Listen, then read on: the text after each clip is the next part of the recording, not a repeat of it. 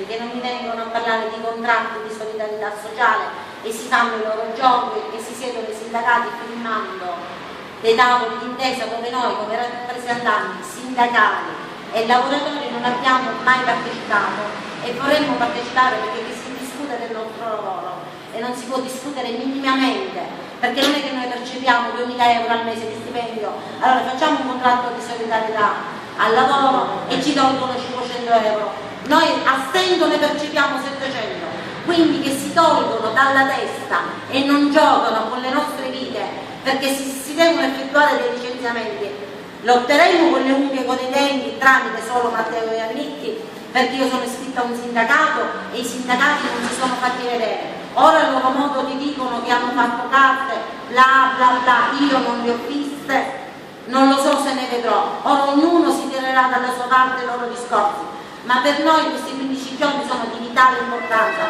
e soprattutto che si dica e si dica di non discutere di fare 2 ore e mezzo, perché non esiste.